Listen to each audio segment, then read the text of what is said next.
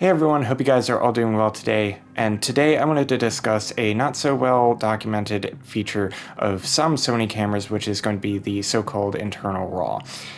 It's not really well documented by Sony, and I have made a video on this before, but I missed a couple of things that I learned a little bit later through some of the comments. So thank you guys for commenting, and definitely feel free to continue to comment down below.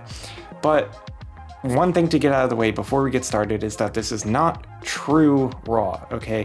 It's not going to be recording that 16-bit linear RAW output that you're getting on your Sony cameras like the FX3 or the A7R5 over HDMI. It's not exactly like that. So you shouldn't expect it to function exactly the same way that true RAW is going to function. If you do want true RAW, buy an Atomos Ninja or something like that. I have videos on the channel about the Ninja 5 that you can check out right here.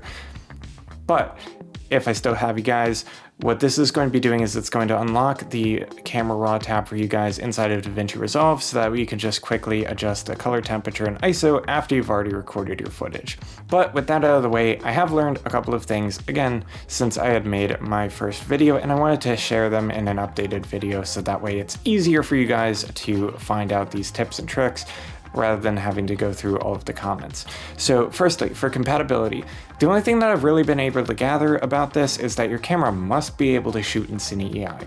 So even if you have a camera like the A7R5 that outputs a RAW signal externally, it's not going to work. So pretty much the only cameras that are going to actually work with this are going to be the FX3, the FX30, FX6, FX9, and any others that support Cine EI.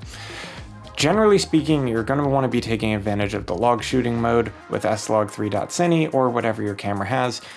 As far as codecs, it doesn't really matter which one you use, so you can do this with the higher efficiency codecs and save some storage.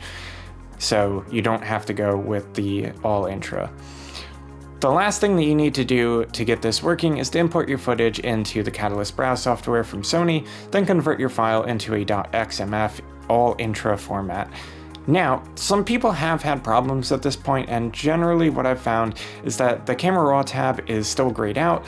Go over to the options that you have inside of the camera raw tab dialog box, and you're going to have one for decode quality and one for decode using. Then for decode using, make that clip.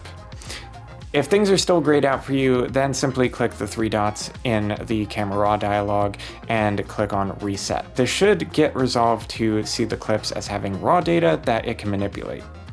So if you guys found this useful, definitely make sure to share it with your friends and make sure that you drop a like and subscribe to the channel for more content.